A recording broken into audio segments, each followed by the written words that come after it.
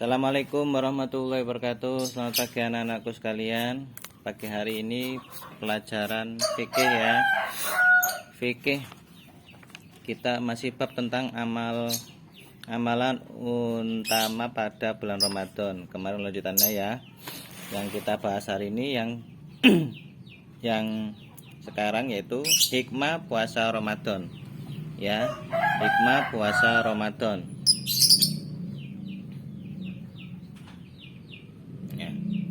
Tanda terima kasih kepada Allah. Jadi hikmah puasa Ramadan itu ada 5. Yang pertama adalah tanda terima kasih kepada Allah. Ini hikmah kita kalau kita berpuasa di Ramadan. Yang kedua, mendidik taat pada peraturan ya, disiplin. Jadi mendidik kita, hikmahnya itu adalah mendidik kita taat pada peraturan Allah. Yang ketiga, mendidik balas kasih sayang atau kasihan pada fakir miskin. Jadi mendidik kita kepada kasih sayang kepada fakir miskin. Terus yang keempat, mendidik tertib dan teratur. Yang kelima, menjaga kesehatan. Itu salah satu keutamaan hikmah di balik puasa Ramadan. Terus yang selanjutnya yaitu orang-orang yang boleh meninggalkan puasa. Nah, ini orang-orang, siapakah orang-orang yang boleh meninggalkan puasa itu? Dan harus memang benar-benar harus ditinggalkan karena ada udur, ada udur syar'i. Ada 4. Yang pertama yaitu adalah orang yang sedang sakit parah.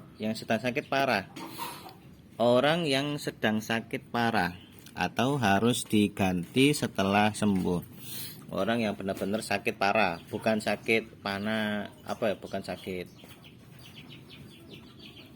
bukan sakit yang ringan loh ya. Kalau sakit ringan kayak flu atau sakit kulit nggak masalah, tetap puasa saja. Cuma sakit parah ya, yang itu yang sedang sakit parah ya, yang pertama. Yang kedua terus adalah orang yang dalam perjalanan jauh atau musafir. Nah, ini kalau kita dikatakan musafir itu adalah jarak minimal 80 km ya. Bukan 10 km. Itu bukan musafir namanya. Moro-moro mau dari Pakal ke Benowo dengan alasan perjalanan terus gak puasa, itu salah. Yang benar itu kalau kita mungkin masih ketika mudik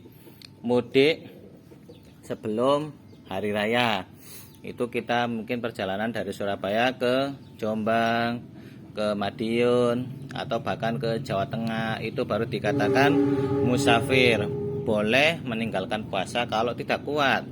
Kalau kuat boleh melanjutkan puasa. Jadi tapi yang dikatakan nanti kalau musafir terus dia tidak kuat nggak apa-apa, nggak puasa aja nggak apa-apa. Jadi tidak berpuasa nggak apa-apa, tapi nanti akan menggantikan puasanya di lain hari. Terus yang ketiga adalah orang yang lanjut usia tidak kuat puasa, diganti dengan membayar fidyah ya. Jadi orang yang lanjut usia tidak kuat puasa diganti dengan membayar fidyah. Ini kalau orang lanjut usia itu adalah orang yang sudah sepuh atau sudah kakek nenek yang memang secara fisik dia itu tidak kuat. Ya, secara fisik dia tidak kuat untuk menjalankan puasa, maka dia harus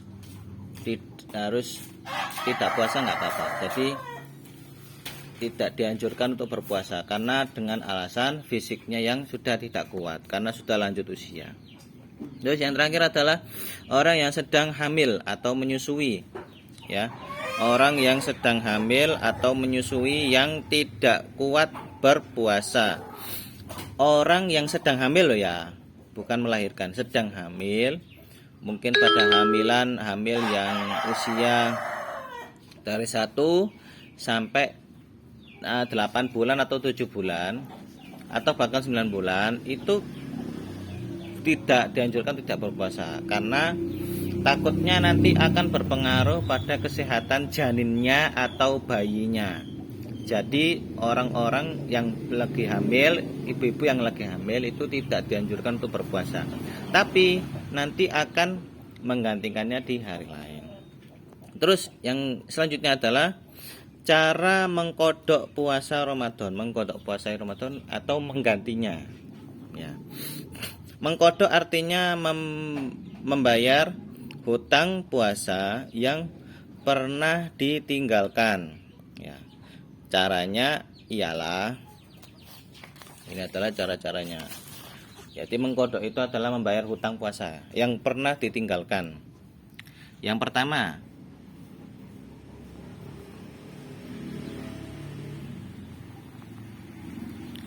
bagi orang yang sakit dan musafir wajib mengkodok puasanya sebanyak yang ditinggalkan.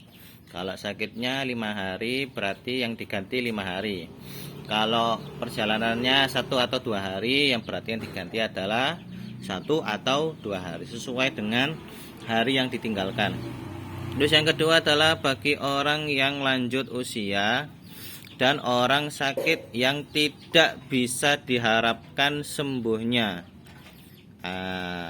alias sakaratul maut bahasanya seperti itu, dengan membayar fidyah, yaitu memberi sodako makan setiap hari setiap hari sebanyak 1 mud. Jadi maksudnya ini adalah bagi orang yang lanjut usia, dia itu kan tidak berpuasa. Kalau dia tidak berpuasanya sebanyak 1 bulan atau 30 hari, maka dia harus membayar sebanyak 30 mud. 30 mud atau 1 mud. Atau maksudnya 30 mud atau 30 mud. 1 mud itu setara dengan 6 on. Kalau dalam kilogram, 6 on berarti 6 on dikali 30 itu kalau memang puasanya maksudnya tidak menjalankan puasa sebanyak 30 hari. Ya, beras ya, jadi 6 on beras ya, 6 on beras diberikan kepada fakir miskin.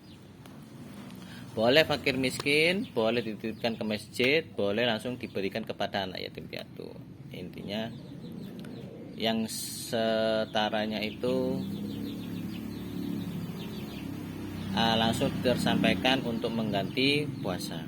Terus yang ketiga adalah bagi orang yang hamil dan menyusui apabila khawatir pada dirinya, maka wajib mengkodok saja. Tetapi apabila khawatir pada bayinya atau anaknya, takut keguguran dan kurang air susunya, maka wajib mengkodok dan membayar fidyah. Ya, seperti itu anak-anak. Sekian dan terima kasih untuk pelajaran fikihnya. Assalamualaikum warahmatullahi wabarakatuh.